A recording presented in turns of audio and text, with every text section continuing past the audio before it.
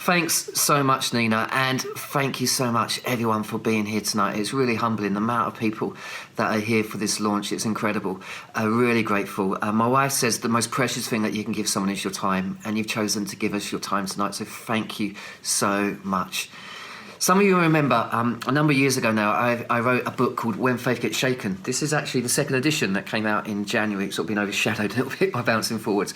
But this book was basically what good is God when suffering happens. Really, really personal, really raw, really, really honest. And then I followed it up with this book, Honesty Over Silence. It's okay not to be okay. And the emails that I got from both these books were both heartbreaking and heartwarming. And just incredible. And, you know, this little phrase, it's okay not to be okay, I do believe that. I do believe we need to be more real, more honest, more authentic. But as I read the emails, I was like, I don't want people to be stuck not being okay. And so I started thinking about resilience, and I realised that resilience is thriving in the midst of adversity. It doesn't necessarily mean that your circumstances always change, but somehow within the midst of them, you find purpose and meaning and hope. And so I said to my publisher, you know what, I feel like I want to write a book on resilience. And that was in January 2020. And then in March, COVID hit. And 125,000 people since have lost their lives. There was the unjust murder of George Floyd. And I remember his last words, like so many of you will, I can't breathe. I remember the MP, David Lammy, saying, well, that basically describes how generations from the black community have felt due to the systemic racism that they have suffered. So I started asking this question, what would resilience look like at this time in our history and our culture? What would it look like in our personal lives? For me, I've had to overcome a lot of physical and mental health challenges. Some of you may know that a number of years ago now, I had to have a metal frame drilled into my bones, actually, because I had a degenerative knee condition. And I had pins going through the outside of my leg, right through the other side of the leg. My wife had to adjust me every day. There's a photo here coming up on my leg. And it really shook me. The frame was on 6 months, but it took sort of years to recover, and I had to have the operation done twice. The first operation, I didn't know what was going on. The second operation, I knew exactly what I was getting myself in for. So psychologically, it was tough. It was really tough to deal with. Probably over 10 years of trying to grapple with how is this going to affect my life? And will I have the courage to go through with it? People used to say to me when I was having my leg op, you'll bounce back. And I'm hearing that a lot at the moment, actually. You know, will the economy bounce back? Will the church bounce back? Will the NHS bounce back? And yet, as I reflected, I realised I learnt so much during that time that I don't want to bounce back. And I sort of feel like the same now. Is I feel like if we're not careful, we compare our current self with one who's been through much less.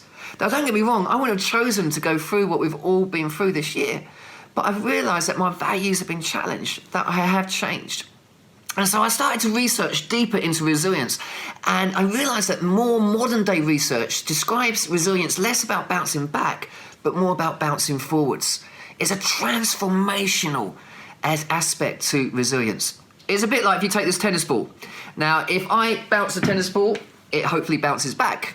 If I bend the tennis ball, it will bounce back into shape. Now, in contrast, if I take this tomato and I do exactly the same, I'm going to get a mess. And if I squeeze it, I'm definitely going to get a mess. But what happens if I bury the tennis ball and I bury the tomato in the soil? Well, after a number of years, this is going to be decomposed and useless. Whereas hopefully, this tomato's seeds would have taken root and given birth to new life. Hopefully, I would find vines of ripe, fresh, juicy tomatoes. Chris Johnson said this, when adversity is followed by new growth, where we rise again but in a different form, we can think of this as bouncing forward. You see, resilience isn't a fixed trait. It can be cultivated, and that's why I wrote this book. And the research blew my mind. I've never worked so hard on a book. I studied theologians, psychology, looked at some of the brightest minds in psychology, life coaching, business, poetry, activism. I tried to draw on so many different sources. The Harvard Business Review says this, more than education, more than experience, more than training, a person's level of resilience will determine who succeeds and who fails. That's true in the cancer ward. It's true in the Olympics, and it's true in the boardroom. As usual, when I come to write anything or do any talk, I'm not an expert. And I think sometimes people think, because you've written a book, are you an expert? Of course I'm not an expert. And I'm a pilgrim. I'm like you. I'm on a journey trying to understand about this topic. And I'm so looking forward to hearing from Terry and John and Eva and Liz and trying to answer some of your questions and learning from you as well this evening. I always write with Liza. Liza's a lovely friend of mine. And actually, I found it really powerful for a guy and a girl to write together and to challenge one another. And because we all have biases, right? We all look at things from different angles.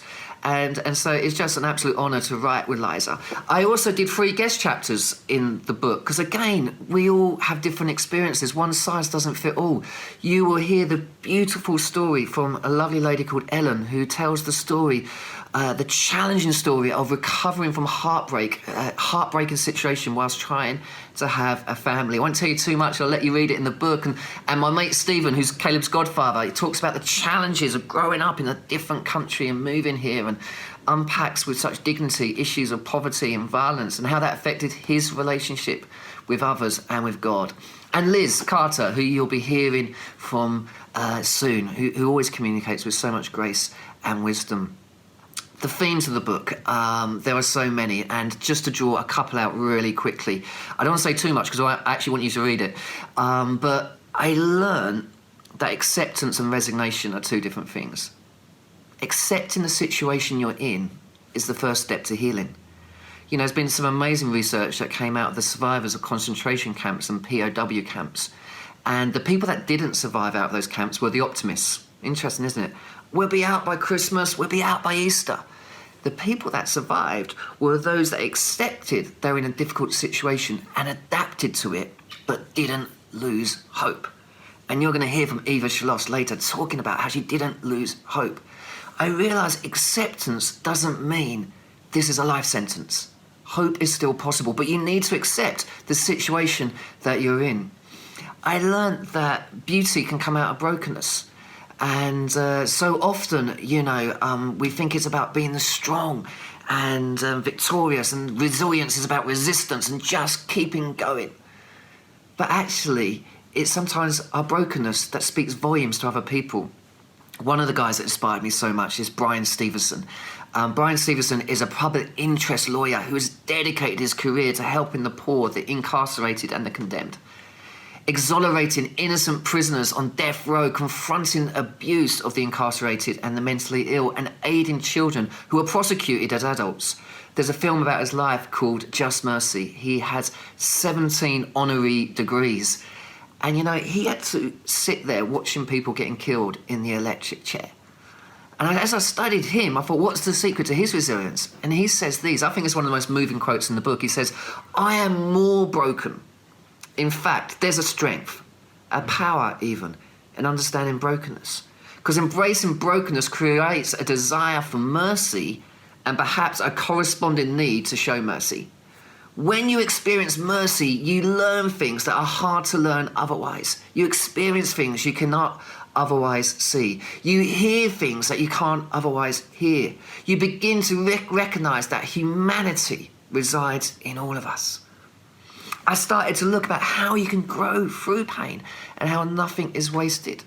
There's a chapter on grief and looking at how do we grieve well, how do we lament well, and I realised that grief for me is less about going through these stages and realising it's a bit messier. Maybe actually grief remains but changes nature over the course of time, but it's still there. Trauma is stored in your body. It's famously said, not in your mind. If I go to hospital, my heart starts to race. Logically, I can tell myself why I'm there. And dealing with that, we also looked at secondhand smoke. You'll know secondhand smoke can still kill you. So it may not just be the trauma that you're going through. It also affects the people around you as well. I also learned that the most powerful force on earth is always kindness. And that is kindness to others and kindness to yourself. Self-compassion is talking to yourself the way that you would talk to your best friend. We are our own biggest critics.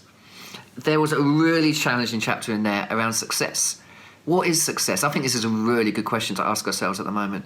And I guess I started to grapple with, well, maybe success is living by your values. Maybe it's saying what is actually really important to us at this time. It's not what you do, it's not how you do it. Maybe it's why you do what you do. You know, COVID, didn't it? Our low-skill workers became key workers within a week. Justice is important to us. Someone once said justice is what love looks like in public. There's an illustration that I finished the book with, and it's the Resilience River. And here it is. Here's my little Resilience River. It will come up on the screen now. And I started to look at what increases my level of resilience and which decreases it. Because if it gets too far decreased, it's going to crack on the rocks. And I'm gonna be really, really broken in a really bad way. And so what raises my water levels? What decreases them? In other words, I do better when this is in my life. And you know, the rocks at the bottom, I guess they represent disappointments, right? Disappointments happen, loss happens, life happens. You know, and for me, sometimes it can be family. You know, I love my family. I got 4 kids, 2 teenagers. The other day, I really upset Kezia. I feel a bit ashamed to admit this at my book launch, but I don't know what I was thinking. I was breathing too loudly. And, you know, I've apologised. I've said I'm really sorry, but I don't know what I was thinking. And then I did this really awful thing. I asked her to empty the dishwasher, which, to be fair, she had done it 4 years ago, and I forgot that. And you know what I mean, is when our resilience levels are low, actually the smallest thing can create us to crash. What we've done is we've created a Bouncing Forwards web page on our website, and basically you can download this and you can do this exercise, what raises your resilience levels and what decreases them, with your family or your business or your work colleagues or your staff team. We've done it in various contexts. It is so helpful. And also on there is this animation that we're going to watch now, made by my beautiful friends. They drew this, they made it all themselves, Jess and Matt Cooper, that explains that little bit of the Resilience River. Check this out.